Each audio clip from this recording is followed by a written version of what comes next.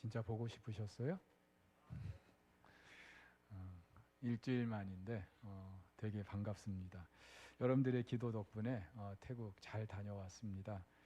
가서 우리 선교사님들과 그 선교 현장을 돌아보면서 많은 도전과 또 감동을 받을 수 있었는데, 오늘 함께 우리가 나눈 이 사도행전 11장 말씀과 함께 태국에 다녀온 이야기를 여러분들과 좀 나눠보려고 합니다. 사도행전은 예수님이 부활 승천하시고 복음과 교회가 어떻게 확산되고 또 어떻게 전개돼 가는지, 그리고 승천하시기 전에 그 제자들에게 주셨던 그 명령이 어떻게 성취돼 가는지를 다루고 있습니다. 그 명령대로 처음 예루살렘에서 시작된 복음이 나중에는 유대의 다른 지역들까지, 그리고 유대인들이 가까이 하지 않던 사마리아 지역까지 전해지게 됩니다. 그리고 이제는 땅끝 이방인에게까지 전해지게 되는데, 그것을 암시하는 두 개의 큰 분수령과 같은 사건이 있었죠. 9장에서는 사울이 회심을 하는 일이 있었고요, 10장에서는 로마의 백부장 고넬료에게 복음이 전해지는 것이 있었습니다. 지난 10장에서 우리는 하나님의 인도하심을 받은 베드로가 가이사랴에 사는 로마의 백부장 고넬료의 집에 가서 복음을 전했고, 그 자리에 성령이 임하게 되는 사실을 우리가 다루었습니다. 그 자체로 복음이 유대인의 그 테두리를 넘어서서 이방인에게까지 전해지는 그런 결정적 장면이 아닐 수 없어요. 단지 복음이 그렇게 전해진 것뿐만 아니라 유대인에게만 허락됐다고 생각했던 하나님의 구원이 이방인에게도 주어졌다는 사실, 그것을 말해주고 있기 때문이죠. 자, 그런데 복음이 전해지는 곳 어디서나 사람들의 생각과 사고방식과 세계관이 달라질 수밖에 없어요. 지각 변동을 할 수밖에 없다는 겁니다. 왜냐하면 복음은 우리 기존의 그 편견과 그 가치관 그대로 담아낼 수 있는 것이 아니기 때문이죠. 무엇보다 복음은 하나님의 말씀이고, 그 말씀이 전해지는 현장에는 반드시 성령이 역사하시기 때문입니다. 그래서 복음은요, 항상 급진적일 수밖에 없어요. 그래서 정통 유대인이었던 베드로도 그 복음을 통해 이전의 그 세계관과 모든 사고방식을 뛰어넘어서 이방인 고넬료의 집을 찾아가서 복음을 전했던 것입니다. 하지만 모두가 그랬던 건 아닌 것 같아요. 그날 고넬료의 집을 찾았던 사람들 가운데 할례를 받은 유대 그리스도인들이 6명이나 있었다고 말합니다. 당연히 그 모든 과정을 목격했겠죠. 그러면서도 그리스도인이 되었지만 여전히 유대적인 그런 사고방식과 가치관에 물들어 있었던 이들, 성령께서 그들에게 임하고 하나님의 구원이 그들에게 임하는 그 광경을 지켜보면서 적잖이 충격을 받았을 것입니다. 하지만 그들이 직접 목격한 일이라서 부정할 수는 없고, 그렇다고 그 상황을 그대로 받아들이는 것도 쉽지 않았던 것 같습니다. 그래서 그들이 예루살렘에 올라갔을 때 그날 성령이 임했던 그 사실보다도 베드로가 이방인 고넬료의 집에 방문해서 식사한 것을 빌미 삼아 비난하고 있습니다.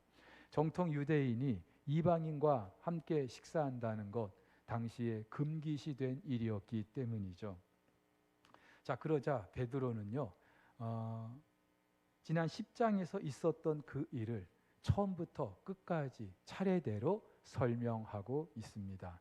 그런데 이 베드로의 그 설명을 듣고 있으면 유난히 강조하는 것이 있음을 알 수 있습니다. 이 모든 것 하나님이 하셨다고 하는 사실입니다. 베드로 자기가 임의대로 행한 것이 아니라 철저히 성령께서 주도하셔서 이 모든 일이 진행됐다는 사실을 강조하고 있는 거예요. 첫 번째, 베드로가 기도 가운데 환상을 본 일이 그렇습니다. 특별히 오늘 본문에 하늘로부터 그 네 귀가 달린 보자기가 내려왔다라고 하면서 하늘로부터라는 그 단어가 2번씩이나 반복되고 있습니다.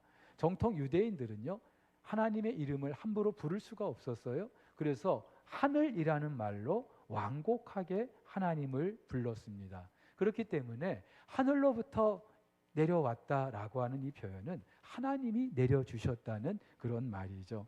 특별히 3번에 걸쳐서 그 안에 있는 걸 잡아먹으라는 음성을 들었어요. 그리고 베드로는 율법의 근거에서 나는 절대로 그럴 수 없다라고 거부했던 사실도 밝히고 있습니다. 아울러서 고넬료가 보낸 그 사람을 따라가라는 성령의 음성을 듣습니다. 전날 이미 고넬료는 천사의 명령을 받았어요. 그러면서 요바에 있는 베드로를 청하라고. 그러자 그 즉시 고넬료는 사람을 보냅니다. 그리고 오늘 베드로가 환상을 본 바로 그때 이 베드로가 머물던 집 앞에 그 고넬료가 보낸 사람들이 도착을 하게 됐어요. 그리고 바로 그때 성령께서 베드로에게 뭐라고 말씀하십니까? 저들을 따라가라고 성령님이 직접 말씀하십니다. 이 모든 것이 우연이 아니라 이방인 고넬료의 구원을 위해서 하나님이 친밀하게 아주 주도하신 그런 역사라는 것을 알 수 있죠. 결정적으로 그날 고넬료의 집에서 복음을 전할 때에 성령이 그들 가운데 임하게 되십니다. 베드로는 이 상황을 처음 오순절에 성령이 임했던 것을 통해 그것과 같았다 그렇게 말하고 있어요. 그들이 두 눈으로 보고 듣는 가운데 성령의 임하심을 경험할 수 있었던 것입니다. 그러면서 베드로는 물 세례가 아니라 성령으로 세례를 받으리라고 말씀하신 그 예수님의 말씀까지 인용해 가면서 고넬료 집에서 있었던 그 일의 정당성을 변증하고 있는 거예요. 누가는 지난 10장에서 있었던 일을 오늘 11장에서 한 번 더 길게 장황하게 반복하고 있습니다. 왜냐하면 하나님의 구원이 이방인에게도 임했다는 사실, 이것은 교회사적으로도 너무나 중요한 그런 의미가 있기 때문이죠. 특별히 구원이 자기들에게만 임한다고 믿고 있었던 유대인들의 그런 고정관념과는 다르게 하나님께서는 유대인과 이방인을 차별하지 않는 분이라는 사실을 오늘 본문을 통해서 말하고자 하는 것입니다. 무엇보다 이 모든 일이 철저히 하나님의 명령과 그리고 성령의 역사로 된 사실을 말하고 있어요. 자, 중요한 것은 예루살렘 교회가 이 모든 상황을 보고를 받고 인정하게 되었다는 것입니다. 사실 이 예루살렘 교회 구성원들 대부분이 유대인들이었을 거예요. 뭐 디아스포라도 있었겠지만 대부분이 유대인이었습니다. 그렇기 때문에 비록 그들이 예수 그리스도의 복음을 듣고 또 구원을 받고 하나님의 교회를 세우긴 했습니다마는 여전히 구원이 자기들에게만 그렇게 국한된 것으로 생각하고 있었을 텐데 오늘 이 베드로의 보고를 듣고 그날 있었던 그 일을 직접 이렇게 들으면서 하나님의 구원이 이제는 이방인에게도 임하게 됐구나라고 하는 사실을 인정할 수밖에 없게 된 거예요. 신학적으로 그리고 교회사적으로 너무나 의미 있는 순간이 아닐 수 없습니다. 예루살렘 교회가 그간의 폐쇄적인 그런 유대적인 사고방식에서 벗어나서 이제는 이방인 선교에 물꼬를 트게 되는 아주 중요한 계기를 만들기 때문이죠. 한마디로 예루살렘 교회의 선교와 신학의 지평이 넓어지게 된 것입니다. 자, 그런데 우리도 마찬가지예요.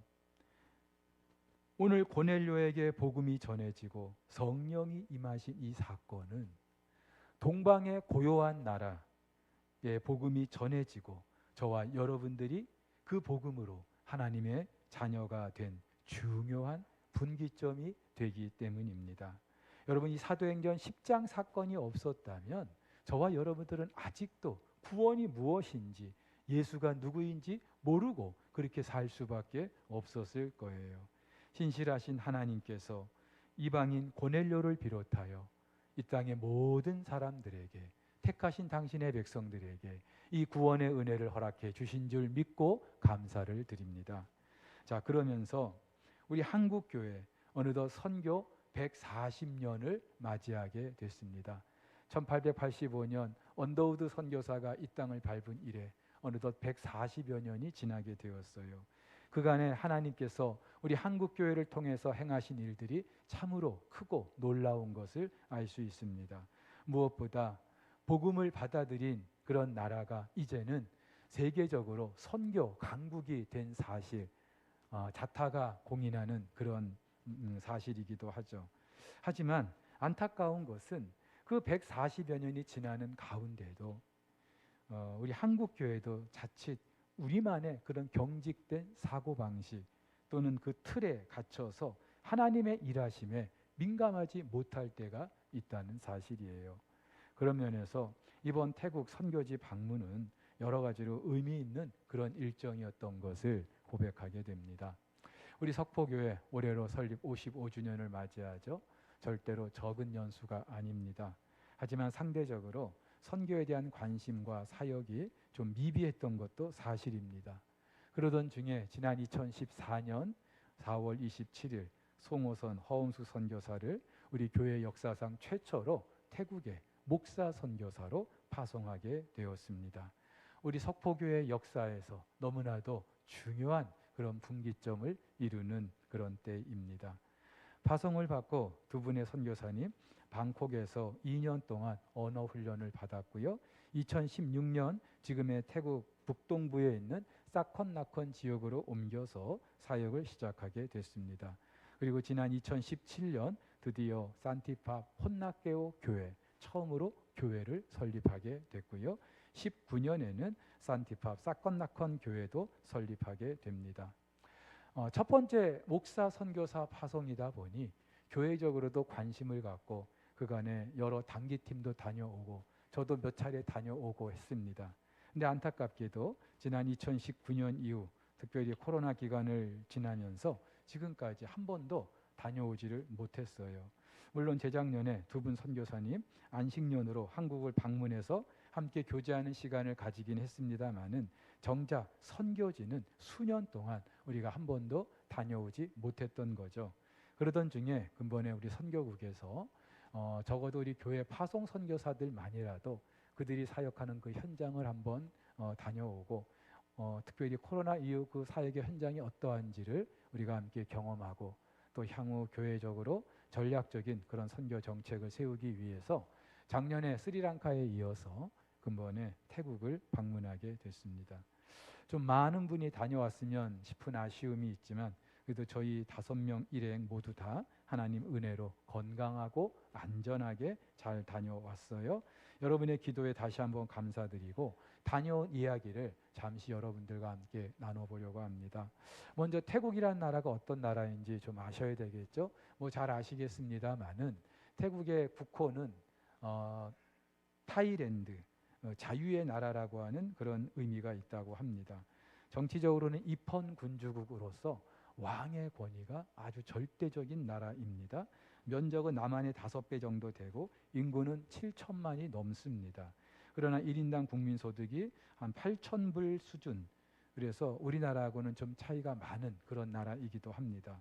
행정구역은 전국적으로 77개 주가 있고요.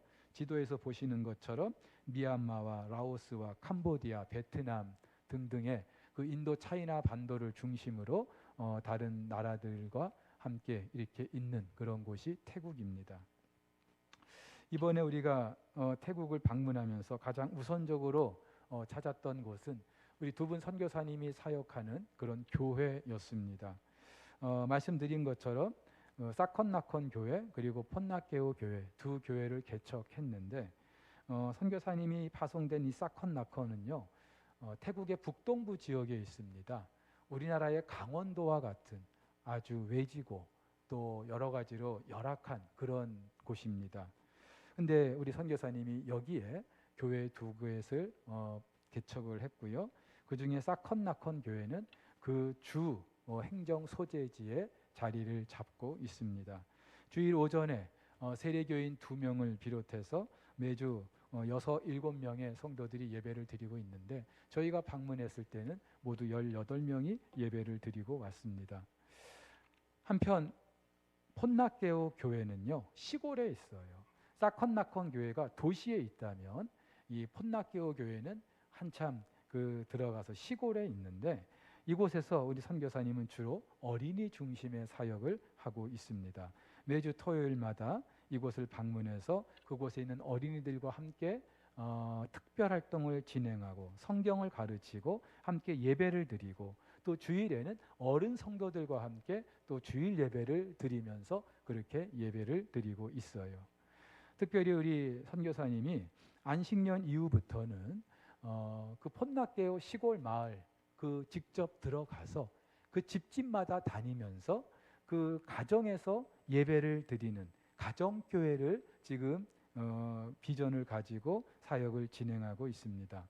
전 국민의 99%가 불교이고 또 다른 사람의 시선을 의식하지 않을 수 없다 보니까 쉽게 예배당에 출석하는 것이 어렵겠죠. 우리도 사실 믿지 않는 분들 예배당에 한번 초청하는 것이 쉽지 않아요. 태국은 오죽하겠습니까? 그래서 우리 선교사님들이 지난해부터 이제 직접 그 마을에 들어가서 한 가정에 들어가서 또 함께 그곳에 있는 분들과 말씀을 전하고 예배를 드리고 저희가 방문했을 때도 모두 5곳의 가정을 방문하고 왔습니다. 우리 선교사님이 또 하시는 사역 중에 하나가 태국의 그 어린이들 또 학생들에게 한국어를 가르치는 거예요. 최근에 전 세계적으로 한국 문화가 인기를 끌고 있죠. 한국어를 공부하고자 하는 그런 외국인 학생들이 참 많습니다. 그래서 우리 선교사님 내외도 그 폰나케오 그 시골 마을에 매주 화요일 오전과 오후 시간에 초등학교 2곳을 방문해서 한국어를 가르치고 있어요. 당연히 그 한국어를 가르치면서 또 복음도 전할 수 있게 되겠죠.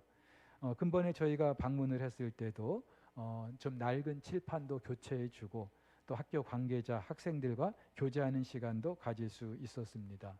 그리고 수요일 날에는 그 사컨나컨 시에 있는 기술 전문학교를 가서 그곳에 있는 고등학생 또는 대학생들에게 한국어를 가르치고 있습니다. 기술 전문학교다 보니까 한국어를 가르치는 대가로 선교사님들에게 사례를 주고 있더라고요. 근데 선교사님들은 그 받은 사례를 다시 학교에 장학금으로 기증을 하고 있었는데 마침 저희가 갔을 때 그 장학금 기증식과 함께 그분들이 마련해준 특별한 그런 시간들을 우리가 함께 경험하고 올 수 있었어요. 근데 특별히 이 기술 전문학교에 우리 선교사님들이 한국어를 가르칠 수 있게 됐다는 것은 여러 가지로 의미가 있는데 지난 2018년도에 우리 단기팀이 이곳에 가서 허락도 받지 않고 그곳에 복음을 전했던 일이 있거든요. 그런데 6년이 지나고 이제는 공식적으로 한국어를 가르칠 수 있는 그런 자리가 만들어지고 그곳에 있는 학생들에게 복음을 함께 나눌 수 있는 그런 기회를 하나님이 허락해 주신 거예요. 또 우리 송호선 선교사님이 태국에서 소속한 선교회가 있는데 산티팝 선교회라고 합니다. 산티팝은 우리말로 평화라는 것인데 30년 역사를 가지고 있고요. 그리고 현재 28명의 그 선교회 소속 선교사님들이 전국 그 태국 각지에서 사역하고 있습니다. 그런데 이 선교회의 비전 가운데 태국 77개 주를 11개로 7개씩 11개로 나누어서 세븐일레븐이라는 그런 비전을 가지고 매 주마다 교회를 개척하는 그런 비전을 가지고 있습니다. 아직 절반 이상 교회가 없긴 합니다만은 그래도 이 선교회가 태국 전역에 그렇게 교회를 세우고자 하는 그런 비전을 가지고 있다는 것이 놀랍고 우리 선교사님은 특별히 그 북동부 지역의 지역장으로 지금 사역하고 있습니다. 근데 안타깝게도 이곳에는 그 선교회 소속 선교사가 2분밖에 없어요. 그리고 아직 교회가 없는 그런 곳도 있고 또 교회가 세워졌어도 사역자가 없는 그런 교회들도 있습니다. 그렇기 때문에 우리 송호선 선교사님 시간이 꽤 걸려요. 그런데도 그 지역의 지역장으로서 또 사역자가 없는 그런 교회들 또 매주 이렇게 정기적으로 다니면서 그분들을 관리하고 또 그분들에게 또 성경을 가르치고 지금 그런 일을 하고 있는데 일례로 탓짬바 교회를 이번에 방문하고 왔습니다. 이 탓짬바 교회는 그 싱가포르에서 복음을 듣고 예수를 믿게 된 4명의 남자 성도가 고향에 돌아와서 세운 교회입니다. 그 중에 한 분이 땅을 헌납해서 근본에 아주 멋지게 예배당도 세울 수 있었어요. 여자도 아닌 남자 성도 4분이 사역자도 없는데 그렇게 묵묵히 교회를 지키고 있는 모습이 너무나도 감동이었습니다. 제가 태국어만 할 줄 알면 당장이라도 좀 가서 말씀을 전하고 싶을 정도로 그렇게 정말 간절한 그런 마음이 있는 곳이었어요. 아울러서 이 산티팝 선교회가 세운 두 번째로 세운 콕자른 교회라고 있는데요. 30년 역사가 되다 보니 지금은 한 40명, 50명 정도 예배를 드리고 있습니다. 그런데 이 교회가 설립되는 그 초창기에 선교사님이 추방되는 일이 있고요. 또 마을 사람들로부터 그 교회 사람들이 핍박을 받는 그런 엄청난 일이 있었다고 합니다. 그런데도 30년이 지났는데도 이번에도 저희가 방문을 했는데 그 30년 동안 한결같이 교회를 지키고 있는 그 노년의 성도들이 계셨다는 사실이에요. 더 감동을 받은 것은 이분들이 태국 땅인데도 매일 새벽마다 기도의 자리를 찾고 있다는 거예요.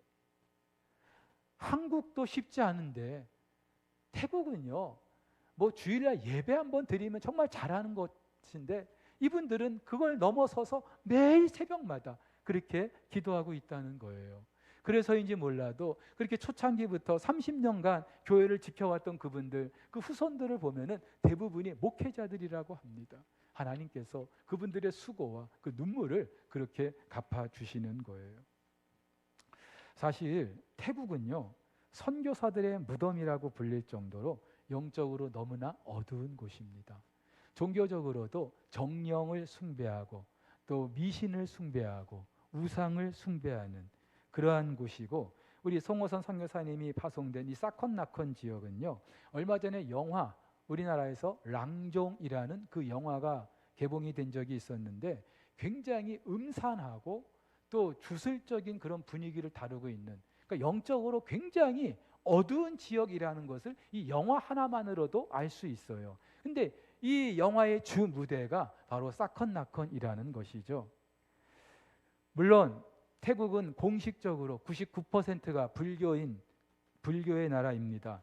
전국적으로 거대한 사찰이 즐비하고요. 시골에도 엄청난 사찰들이 너무나 많아요. 우리가 방문했던 기간에도 마침 절에 큰 행사가 있어서 사람들로 붐볐는데 숙소가 동이 날 정도로, 자 보세요. 영적으로 온갖 우상들을 섬기고 특별히 불교의 나라예요.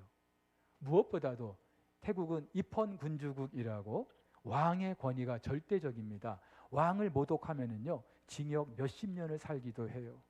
그래서 태국 그 가정을 방문했는데 집집마다 왕의 초상화가 걸려 있어요. 북한에 온 줄 알았어요. 예.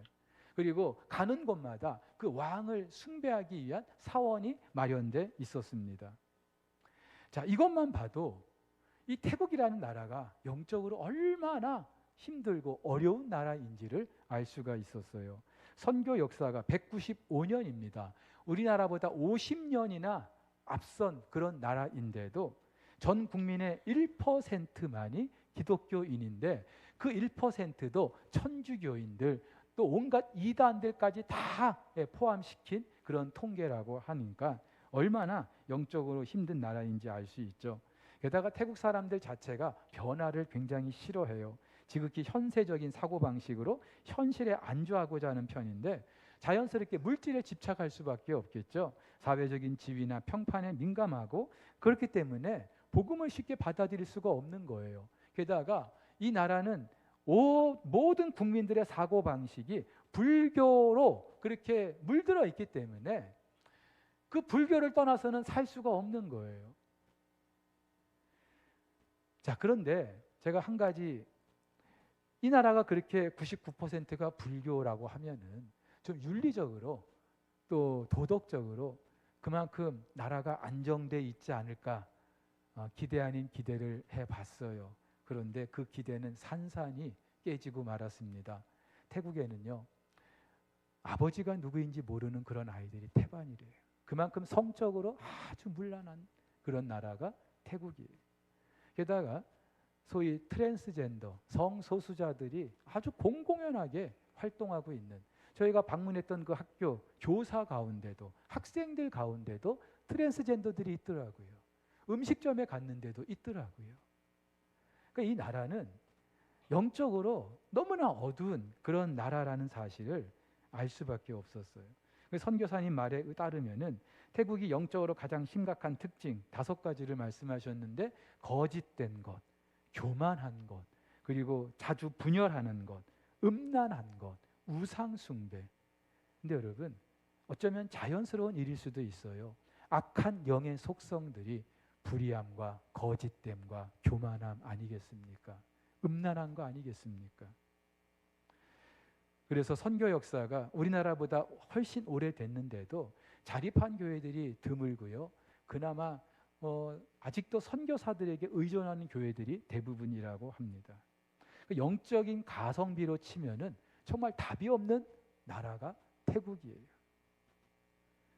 송호선 선교사도 그 시골에도 그렇게 엄청난 사찰들, 웅장한 사찰들이 있다 보니까 아직 뭐 제대로 된 건물도 없고 남의 집 새들어 사는 신세에 스스로 이렇게 위축될 때가 많았다고 해요. 그리고 올해로 파송 10년째가 되는데 뭐 이렇다 할 만한 열매가 없는 것 같아서 너무나 안타까워하는 그런 모습도 볼 수가 있었습니다. 하지만 이번에 저희가 방문하면서 보고 또 들었던 또 경험했던 그런 사실들을 통해서 하나님은 그 가운데서도 일하고 계셨다는 사실을 우리가 볼 수 있었습니다. 하나님이 보내셨잖아요. 누구를? 선교사님을. 우리 송호선 선교사님뿐만이 아니라 지금 태국에 많은 선교사님들이 들어가 있는데 그 선교사들의 무덤이라는 나라에 굳이 그 많은 선교사들이 들어갈 필요가 없잖아요. 그런데 하나님이 보내신 거잖아요. 분명 이유가 있지 않겠습니까? 그리고 또 하나님께서는 우리가 알지 못하는 그 사이에 알게 모르게 하나님의 방법으로 그 선교의 열매를 거두게 하셨다는 사실을 경험할 수가 있어요. 우리 송호선 허응수 선교사님, 사실 파송될 당시만 해도 왜 하필 태국이냐, 좀 더 이 선교의 가성비가 높은 그런 나라로 보내면 좋지 않겠냐, 그런 이야기들도 있었어요. 그런데 이 송호선 선교사님은 오래전부터 태국 선교에 대한 비전이 있었고 또 준비를 해왔어요. 그러던 차에 우리 교회를 만났고 함께 이 태국 선교를 지금까지 진행하게 되었습니다. 저는 이 모든 것이 하나님의 분명한 뜻 가운데 된 일이고 하나님께서 지금도 역사하고 계시는 줄 믿습니다. 특별히 우리 송호선 선교사님이 사역하는 그 폰낙개오 시골에는요, 어린이들이 대부분이에요. 근데 그나마도 이 아이들이 이제 머리가 굵고 또 상급학교에 진학하면은 또 뿔뿔이 흩어져 버려요. 기껏 성경 가르치고 세례까지 줘도 온 나라가 불교인 그 나라에서 그리스도인의 정체성을 가지고 살아가는 게 쉽지 않은 거예요. 그래서 어떻게 보면은 정말 밑 빠진 독에 물 붓는 거 아닌가 싶을 때도 있어요. 하지만 하나님께서 뿌리게 하신 그 씨앗, 하나님께서 거두게 주실 줄로 믿습니다. 그래서 지금 당장의 그 모습만 보고 판단할 게 아니라 좀 더 거시적으로, 그리고 하나님 하시는 일을 우리가 함께 정말 기대하면서 이 선교를 함께 감당해야 되지 않을까, 그런 생각을 해봅니다. 또 이번에 우리가 가서 느낀 것 중에 아주 미약하지만 그래도 하나님께서 정말로 우리 송호선 서원수 선교사님을 통하여서 태국 땅에 정말 하나님의 일을 하고 계시다라고 하는 그 사실을 우리가 직접 경험할 수가 있었습니다. 사랑하는 우리 성도 여러분, 눈물로 뿌린 씨앗 하나님께서 반드시 거두게 주실 줄로 믿습니다. 모든 일이 그렇지만은 특별히 선교는요, 하나님이 하시는 일이에요. 그래서 하나님의 선교라고도 합니다. 사람이 부름을 받고 또 파송을 받고 하는 것 같아도 하나님이 하셔요. 그렇다면은 우리 태국뿐만이 아니라 우리 교회가 파송한 스리랑카도 또 요르단도 그렇고 함께 협력하는 다른 모든 지역들도 우리가 마음에 품고 함께 그 나라를 위해서 기도하고 우리 선교사님들의 사역을 함께 우리가 협력하면서 정말 주님 오실 날이 이제 멀지 않았는데 주님 오실 그날에 우리가 주님께 드릴 그 아름다운 열매를 준비할 수 있는 우리 석포교회가 될 수 있기를 예수님의 이름으로 축복합니다.